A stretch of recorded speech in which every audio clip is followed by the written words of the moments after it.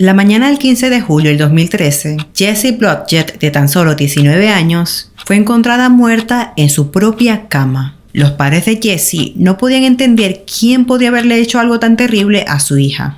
Y finalmente, las investigaciones revelaron que fue una persona bastante cercana. Antes de comenzar, les recomiendo que se suscriban, para que así me ayuden a llegar a los 100.000 suscriptores. Una meta que tengo y que espero cumplir para finales de este año. Y sé que con su ayuda lo puedo lograr. Ahora sí, sin más que agregar, rebobinemos un poco y veamos cómo comenzó todo. Jessie Blodgett nació el 22 de marzo de 1994 en el condado de Cobb, Georgia, Estados Unidos. Vivía junto a sus padres, Debra y Bud Blodgett, en Hartford, Wisconsin, Estados Unidos. Jessie era hija única. Ella fue descrita como una chica muy talentosa, pues desde muy pequeña descubrió la pasión por las artes. Siempre estaba tocando piano y cantando en la casa. Y a lo largo de sus años escolares, se matriculó en todas las clases de teatro posibles. Se graduó de la escuela secundaria en el año 2012 y después de graduarse trabajó en tiempo parcial en un restaurante. Como la música la inspiraba a diario, Jessica compartió su don con los demás y enseñó música a los niños. Así fue como empezó su propio negocio de enseñanza de piano, voz y violín a niños locales desde su casa. En solo 2 meses tenía 26 estudiantes. Esperaba convertirse en directora de coro de escuela secundaria o universitaria. Y quería que la música impactara a las personas y cambiara el mundo. Y también se ofreció como voluntaria todos los veranos en el programa de verano de la orquesta de la Escuela Intermedia Central. En el año 2013 asistió a la Universidad de Wisconsin-Milwaukee con una beca en educación musical. Los seres queridos de Jessie la describieron como una activista por los derechos de los animales, una fuerte defensora de la igualdad social, el ambientalismo y defensora contra la violencia hacia las mujeres. Sus padres la describieron como una joven amable, generosa y una persona de buen corazón. Y es así como, teniendo este contexto, vamos al día de los hechos. El día domingo 14 de julio del 2013, Jessie Blodgett, de tan solo 19 años, asistió a un teatro donde interpretó a un violinista en el famoso musical El violinista en el tejado. Fue un espectáculo con entradas agotadas y estaba lleno hasta los topes. Posteriormente asistió a una fiesta con sus compañeros del elenco en la casa de un amigo. Jessie regresó a la casa a la 1 de la madrugada y le contó a su madre sobre el éxito del programa antes de decir buenas noches y acostarse.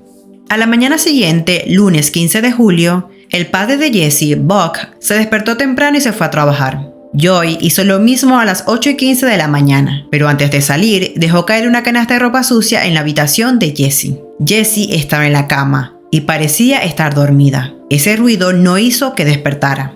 Al mediodía, Joy regresó a casa para almorzar, como hacía a menudo. La casa estaba bastante tranquila, pero asumió que Jessie todavía estaba dormida. A las 12:30, un estudiante de Jessie llegó a la casa listo para una lección de piano. Joy llamó a su hija repetidamente, pero esta no respondió. Frustrada, subió las escaleras para despertarla y entró en la habitación de Jessie. Joy se acercó a la cama de Jessie y encontró a su hija boca abajo, completamente azul y fría al tacto. Ella comenzó a gritar y marcó frenéticamente al 911. Joy trató de revivir a Jessie usando resucitación cardiopulmonar, pero ya era demasiado tarde. Cuando los detectives llegaron a la escena, descubrieron que el cuello, las muñecas y los tobillos de Jessie estaban cubiertos de marcas de ligaduras. Su cabello y pantalones estaban mojados, lo que sugería que su asesino había intentado eliminar el ADN de su cuerpo. Joy le dijo a la policía que vio a Jessie en la cama esa mañana a las 8 de la mañana, pero que no sabía si estaba viva en ese momento. Ella pensó que estaba dormida, no vio a nadie más en su dormitorio, y cuando Jessie llegó a casa después de la fiesta del elenco, estaba completamente sola. Mientras tanto, el padre de Jessie, Buck, se apresuró a volver a casa del trabajo, pero ya era demasiado tarde. El dormitorio de Jessie ahora era la escena de un crimen, y no se le permitía ver a su hija, abrazarla o incluso despedirse. En un primer instante, la autopsia confirmó que Jessie había muerto como resultado de un estrangulamiento con ligaduras, y le realizaron otras pruebas, las cuales estaban esperando los resultados. Los padres de Jessie ni siquiera podían comenzar a comprender quién hubiera querido dañar a su hija, y mucho menos quitarle la vida. Los investigadores, por su parte, volvieron sobre sus movimientos de la noche anterior. Supieron que ella participó en el programa del domingo y que estuvo en la fiesta del elenco después de eso. Encontraron su diario en su habitación y al leerlo descubrieron que habían 2 hombres que hacían sentir incómoda a Jessie. Uno de los hombres era un compañero del trabajo en el restaurante y el otro era un hombre mayor que estaba en la fiesta del elenco la noche anterior y había intentado sentar a Jessie en su regazo. Este último incluso se había reportado enfermo para trabajar el día que mataron a Jessie, lo que lo hacía parecer aún más sospechoso. Algunos extractos del diario de Jessie decían: creo que me están corrompiendo. Creo que ciertos hombres están tomando lo que debería ser amor platónico y lo están pervirtiendo en una competencia. No estoy indefensa. Reconoceré los problemas y los enfrentaré sin miedo. Que Dios esté conmigo. Cuando la policía los citó a ambos, no hubo pruebas que lo inculparan. Incluso cooperaron, por lo que rápidamente fueron absueltos de cualquier participación en el asesinato. No había señales de entrada forzada en la casa, y a primera vista parecía como si el asesino de Jessie hubiera limpiado meticulosamente sus desechos. O eso creía él. Después de una búsqueda más exhaustiva de la habitación de Jessie, los detectives encontraron un rollo de cinta debajo de su cama. Creían que su asesino lo había dejado caer sin saberlo, mientras huía. Los detectives enviaron el rollo de cinta para las pruebas forenses, y mientras esperaban ansiosamente los resultados, se estaba investigando otro incidente en el pueblo vecino de Richfield, a 17 minutos de distancia. 3 días antes del asesinato de Jessie, el 12 de julio a las 10 de la mañana, Melissa Etzler estaba paseando a su perro en el parque histórico Richfield, cuando se asustó por el sonido de pasos detrás de ella. Melissa se dio la vuelta y se encontró cara a cara con un joven aparentemente inofensivo. Ella se rió y dijo: «Oh, me asustaste». Sin pensar en ello, continuó su camino. Pero los pasos cercanos no se detuvieron. En cambio, se volvieron más ruidosos. Cuando Melissa se dio la vuelta por segunda vez, el agresor desconocido se abalanzó sobre ella con un cuchillo y la tiró al suelo. En el forcejeo, Melissa logró agarrarle el cuchillo. Lo sostenía con tanta fuerza que se cortó la mano y sangraba. Curiosamente, el hombre luego le pidió permiso para irse. ¿Puedo irme?, le preguntó. Se bajó de Melissa, corrió hacia su vehículo y se fue. Melissa terminó con 6 cortes en la mano derecha que requirieron 15 puntos. Pese a eso, afortunadamente logró dar una descripción muy detallada de cómo era el hombre que la atacó, diciéndole a la policía que era blanco, con cabello rubio claro, de 18 a 20 años, con sombrero, lentes de sol y pantalones cortos de cuadros. Además le dijo que el auto que conducía el hombre era una Dodge Caravan azul. El detective asignado al caso se refirió a Melissa como la mejor testigo que había tenido en toda su carrera. Fue su valor inquebrantable lo que terminaría siendo el catalizador para llevar al asesino de Jessie ante la justicia. La policía de Richfield dio a conocer un boceto compuesto del atacante de Melissa y una descripción de su vehículo a los medios de comunicación. Y unos días después recibieron una pista de uno de los suyos. Un agente de Richfield informó a los detectives que trabajaban en el caso de Melissa que no solo habían visto ese vehículo en el mismo parque un mes antes, sino que también por alguna razón habían revisado la matrícula. El agente buscó en todas las placas que había revisado durante el último mes y descubrió que el vehículo estaba registrado a nombre de una pareja casada que no se parecía en nada al boceto compuesto que se había creado en base a la descripción de Melissa. Pero la policía descubrió que la pareja tenía un hijo, Daniel Bartle, de 19 años. Este se veía exactamente como el boceto. Daniel resultó ser exnovio y amigo de infancia de Jessie. Al igual que Jessie, Daniel también era un músico y actor de teatro talentoso. La pareja se conoció en la preparatoria, donde se hicieron amigos cercanos e incluso salieron durante unos meses, hasta que Daniel terminó la relación. Después de la secundaria, Daniel se dirigió a la Universidad de Wisconsin-Stevens Point, pero se fue abruptamente después de solo un semestre. El estudiante, generalmente feliz y despreocupado, regresó a casa en enero del 2013, deprimido e inusualmente retraído. Los padres de Daniel no estaban muy emocionados de que hubiera abandonado la universidad y le dijeron que tenía que conseguir un trabajo y pagar el alquiler si no planeaba regresar. Poco después, Daniel les informó a sus padres que consiguió un trabajo moviendo material en una fábrica. Salía de la casa todos los días a las 6:30 de la mañana y regresaba a las 5. Cuando llegó el verano, Daniel y Jessie se volvieron a conectar y comenzaron a pasar mucho tiempo juntos. Daniel, que ya tenía una relación a largo plazo con otra persona, todavía sentía algo por Jessie, pero a ella solo le interesaba la amistad. Daniel y Jessie grabaron una hermosa canción juntos que publicaron en YouTube, e incluso interpretó un papel en El violinista en el tejado, junto a ella el día antes de que la mataran. Quienes conocían a Daniel lo describieron como una persona divertida y extrovertida, amable y cariñosa con los demás, pero tenía un lado oscuro que nadie, ni siquiera sus padres, conocían. Para el día 16 de julio a las 5 de la tarde, Daniel estaba en la casa de Blodgett asistiendo a la vigilia de Jesse, cuando recibió una llamada telefónica de los detectives de Richfield, pidiéndole que fuera para interrogarlo. Buck y Joy consolaron a Daniel y le dijeron que no se preocupara, que seguramente era un procedimiento normal entrevistar a todos los amigos cercanos de Jesse. Daniel tenía la impresión de que lo iban a llamar para una entrevista sobre el asesinato de Jesse, pero en realidad se trataba del ataque a Melissa, que había ocurrido 3 días antes. Cuando llegó a la comisaría a las 5:12 de la tarde, se le preguntó que de dónde había venido. Él respondió que de la vigilia de Jessie Blodgett, su amiga cercana y exnovia, que había sido violada y estrangulada. Esto llamó la atención de los detectives, porque el informe del médico forense aún no se había completado. Nadie, incluida la policía, sabía que Jessie había sido violada. Sin embargo, los detectives de Richfield enviaron el conveniente desliz de Daniel a la policía de Hartford, que estaba manejando el caso de Jessie, y continuaron investigando el ataque a Melissa. Daniel insistió en que estaba con su novia el 12 de julio, el día en que Melissa fue atacada en el parque. Mientras la policía hablaba con él, observaron rasguños y corte en su brazo y mano. Daniel le dijo a la policía que no recordaba cómo se raspó el brazo, pero que la herida en la mano se debió a que se la apuñaló con un tornillo en el trabajo. Lo que Daniel no sabía en ese momento era que los detectives ya habían hecho su debida diligencia y sabían que él realmente no tenía trabajo. Daniel les había estado mintiendo a sus padres durante meses. Ellos pensaban que estaba en el trabajo, pero no era así. Luego de esto, Daniel dijo que lo habían despedido del trabajo y que fue por un accidente en la cocina. La policía comenzó a instar a Daniel a que dijera la verdad, y después de ser interrogado repetidamente, Daniel finalmente dijo que estaba involucrado y atacó a Melissa, pero insistió en que solo quería asustarla.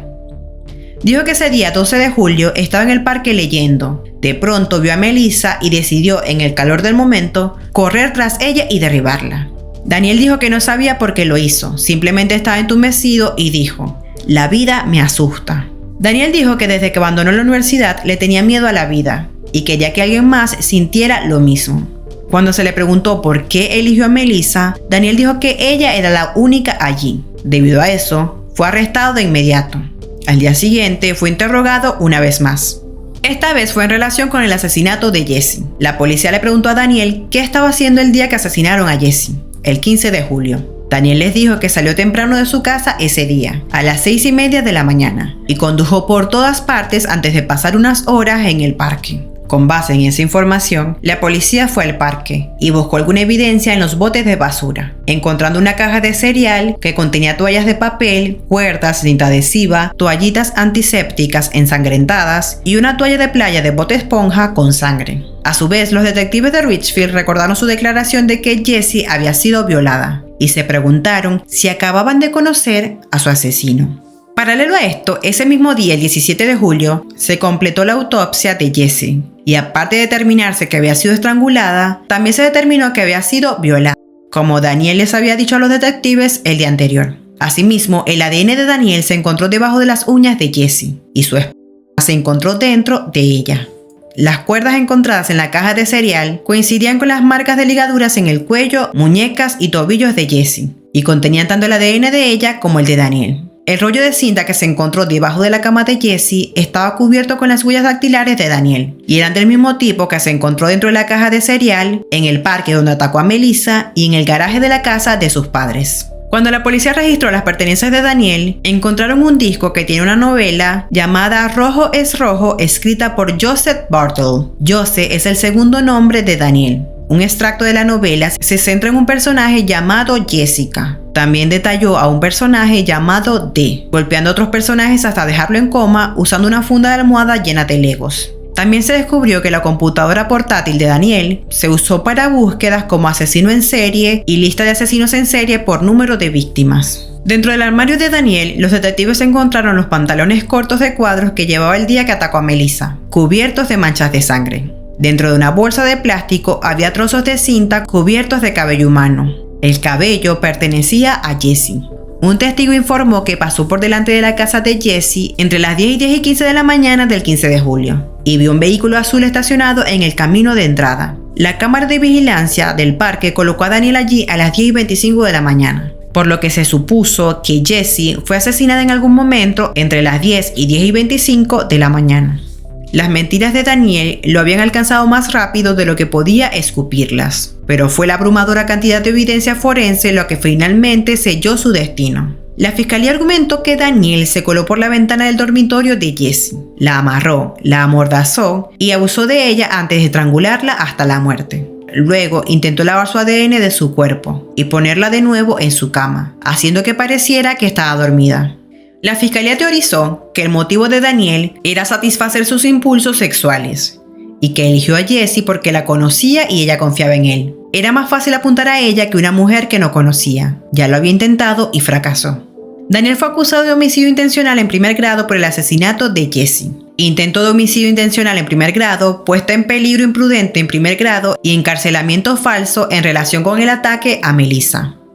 Pese a eso, Danielle se declaró inocente, pero un jurado lo declaró culpable después de solo 3 horas de deliberación, por lo que el 14 de octubre del 2014 fue condenado a cadena perpetua sin posibilidad de libertad condicional. Luego se llegó a un acuerdo de declaración de culpabilidad y a cambio de declararse culpable se retiraron todos los cargos con la excepción de peligro imprudente en primer grado. Danielle fue finalmente sentenciado a 5 años y 5 años de supervisión extendida consecutivos a su cadena perpetua. Danielle apeló la condena por asesinato y argumentó que el tribunal denegó indebidamente su moción de supresión. Al comienzo del juicio trató de que la confesión y las declaraciones que hizo la policía fueran excluidas del juicio. Argumentó que había pedido un abogado en el periodo de interrogatorio posterior a la confesión, es decir, cuando admitió que atacó a Melissa. Luego pidió un abogado pero no se lo proporcionaron, y cuando lo interrogaron al día siguiente sobre Jessie, no tenía un abogado presente. La corte dijo que Danielle no estuvo bajo custodia hasta después de que solicitó un abogado. 10 minutos después de confesar el ataque y debido a eso, cuando pidió hablar con un abogado, la policía quedó libre para reanudar el interrogatorio al día siguiente. Porque una afirmación de Miranda que hace una persona mientras no está bajo custodia no prohíbe prospectivamente que las fuerzas del orden público intenten entrevistar a una persona más adelante. Danielle actualmente está cumpliendo su condena en una institución correccional en Wisconsin. Danielle nunca ha admitido el cruel e inusualmente atroz asesinato de su exnovia y amiga de la infancia, Jessie, y mucho menos ha mostrado algún remordimiento por el ataque a Melissa. Él continúa alegando su inocencia luego de su condena en una declaración dirigida a los padres de Jessie. No puedo darte las razones que estás buscando. No puedes esconderte de ti mismo en una celda diminuta de hormigón. Este mono que llevo puesto, estos grilletes, no me hacen culpable. Sé que hay pruebas que no puedo refutar, que te harían creer que soy culpable. No puedo demostrar que soy inocente ante nadie, ni siquiera ante mí mismo. No puedo probar que el sol que no he visto en más de 400 días todavía sale y se pone, pero me gusta creer que sí. La única razón por la que fui a un juicio es porque me dijeron que no se me permitiría reconocer que no podía refutar las pruebas y simplemente aceptar la sentencia sin decir que había hecho algo que no había hecho. Estoy sufriendo ahora más que nunca. Mi conciencia está tranquila. Después del asesinato de Jessie, sus padres iniciaron el proyecto El amor es mayor que el odio. Buck quiere difundir el mensaje de Jessie y viaja a escuelas, corporaciones, organizaciones sin fines de lucro y prisiones para pedirle a los hombres que se comprometan a no lastimar a las mujeres. El proyecto defiende el amor sobre el odio y trabajar para motivar a las personas a elegir el amor en lugar de la violencia. Es algo por lo que él mismo vive todos los días.